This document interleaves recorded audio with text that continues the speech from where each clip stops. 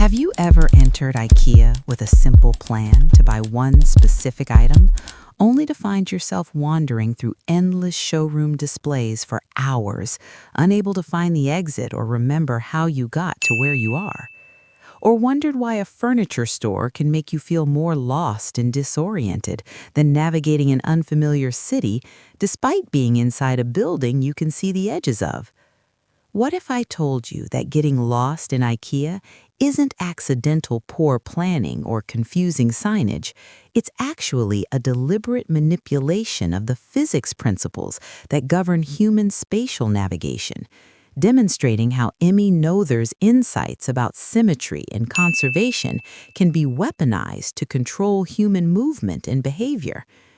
Today, I'm going to reveal how IKEA's store layout represents one of the most sophisticated applications of spatial physics and neurological manipulation ever deployed in commercial architecture. The human brain navigates through space using sophisticated neural systems that evolved over millions of years to help our ancestors survive in complex three-dimensional environments. These navigation systems rely on what neuroscientists call cognitive maps, internal representations of spatial relationships that allow us to understand where we are, where we've been, and how to get to where we want to go. Emmy Noether's conservation principles help explain how these cognitive maps work. Spatial information must be conserved and organized in ways that maintain consistency between our internal mental models and external physical reality.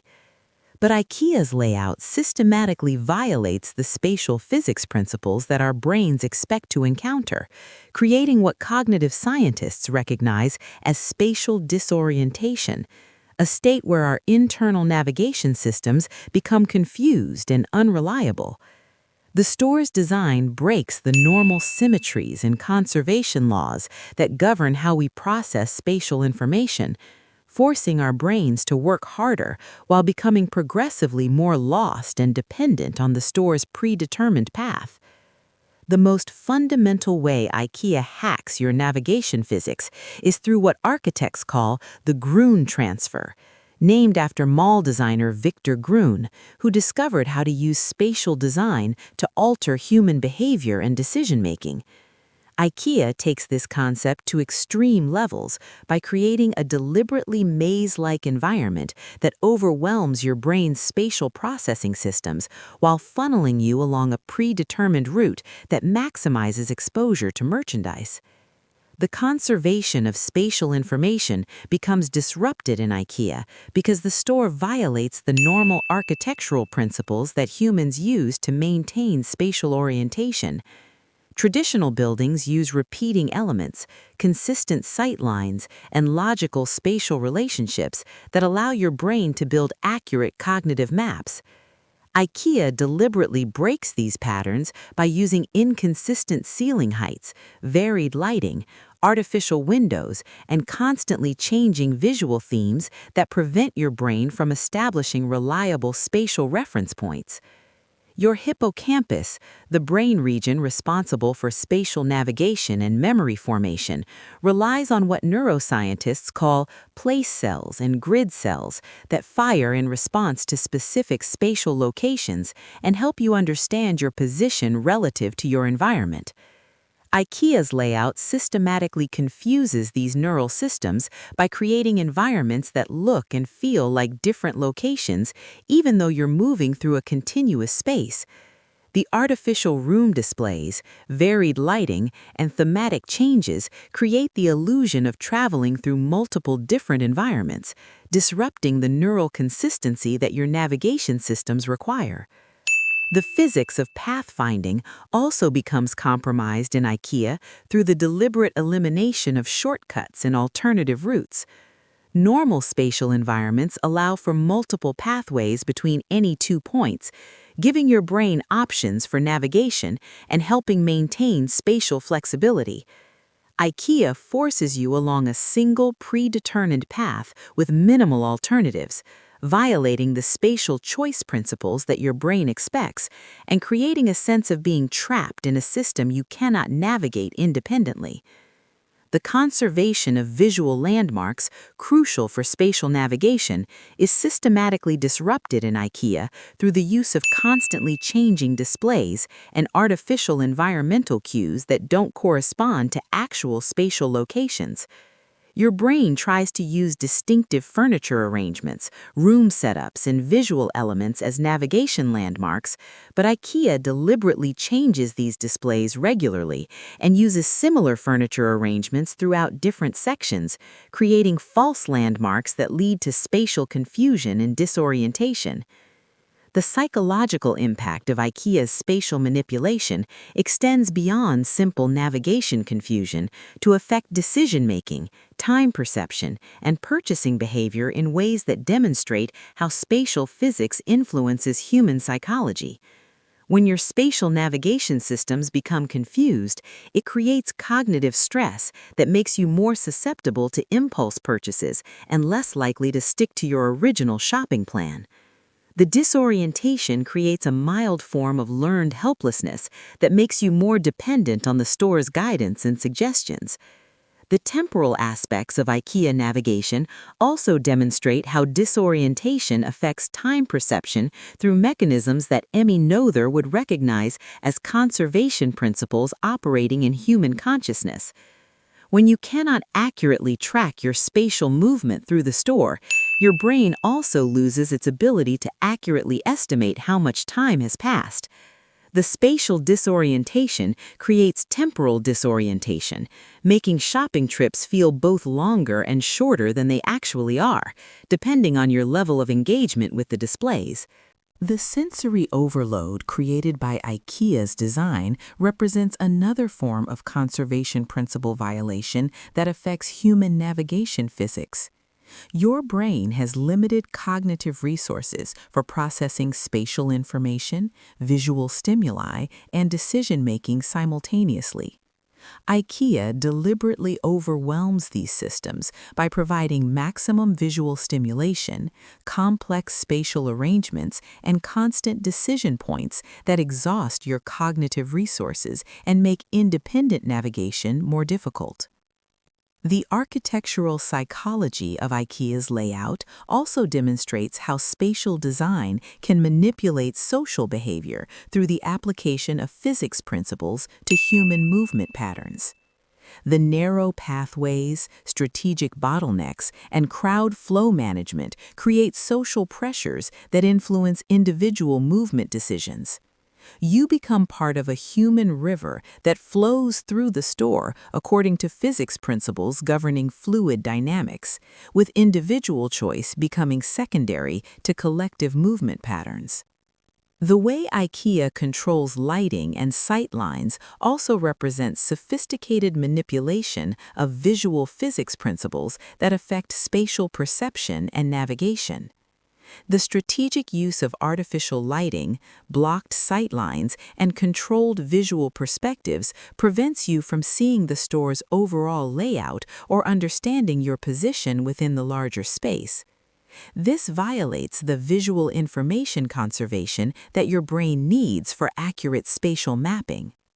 The product placement physics in IKEA also demonstrates how spatial manipulation can influence purchasing decisions through the strategic arrangement of items along the predetermined path. High-margin impulse purchases are placed at decision points where spatial confusion is highest, taking advantage of the cognitive vulnerability created by navigation stress. The conservation of attention becomes compromised, making you more likely to notice and purchase items that wouldn't normally interest you. The exit strategy, or lack thereof, represents perhaps the most sophisticated aspect of IKEA's spatial manipulation. The store makes it deliberately difficult to leave without completing the entire predetermined journey, violating the spatial freedom principles that characterize normal architectural environments. Even when you want to exit, the spatial design funnels you through additional purchasing opportunities, demonstrating how spatial physics can be used to control human behavior even against conscious intention. The international consistency of IKEA's spatial manipulation demonstrates how these navigation physics principles operate universally across different cultures and architectural traditions. IKEA stores around the world use identical spatial manipulation techniques because the human brain's navigation systems are consistent across all populations. The spatial disorientation effects work equally well regardless of your cultural background or previous experience with similar environments. The digital age applications of IKEA's spatial manipulation principles extend to website design, app interfaces, and virtual environments that use similar techniques to control user behavior and navigation. The same physics principles that make you lost in physical IKEA stores are being applied to digital environments to control how you move through online spaces and make purchasing decisions. The neuroplasticity aspects of repeated IKEA exposure reveal how spatial manipulation can actually change your brain's navigation systems over time. People who shop at IKEA regularly develop different spatial processing strategies and may become less susceptible to the disorientation effects, demonstrating how conservation principles in neural systems can adapt to consistently manipulated environments. The next time you enter an IKEA store and immediately feel disoriented and unable to navigate independently, remember that you're experiencing one of the most sophisticated applications of spatial physics and neurological manipulation in commercial architecture. The confusion isn't accidental. It's the result of deliberate design decisions that violate the conservation principles your brain expects to encounter in spatial environments. IKEA has essentially weaponized Emmy Noether's insights about symmetry and conservation by systematically breaking the spatial physics principles that enable normal human navigation. The store layout represents a masterclass in how understanding the mathematical laws governing human perception and movement can be used to control behavior, influence decisions, and maximize commercial outcomes through the strategic manipulation of spatial information processing. Understanding the physics behind IKEA's spatial manipulation helps you recognize how architectural design can influence your behavior and decision-making in ways that operate below conscious awareness. The maze-like environment isn't poor design, it's sophisticated applied psychology that demonstrates how conservation laws governing human perception can be deliberately violated to achieve specific behavioral outcomes. The broader implications extend beyond furniture shopping to questions about how spatial design influences human behavior in other environments. Airports, shopping malls, office buildings, and urban planning all use similar principles to guide and control human movement. IKEA's approach reveals the hidden physics operating in architectural design that most people never notice but constantly experience. If you're fascinated by discovering how environmental design secretly controls human behavior through the manipulation of physics principles governing perception and navigation, subscribe to explore more ways that Emmy Noether's insights about conservation and symmetry reveal the hidden mechanisms shaping your daily experiences. We're uncovering the invisible physics operating in architecture, urban design, and environmental psychology that influence your movements, decisions, and behaviors in ways you never realized. Hit that subscribe button and join our investigation into spatial physics, architectural psychology, and the conservation laws that govern human navigation and perception in designed environments. We're exploring how mathematics, physics, and psychology converge in the spaces you inhabit, showing how Emmy Noether's principles about symmetry and conservation illuminate even the most subtle ways that environmental design shapes human consciousness and behavior.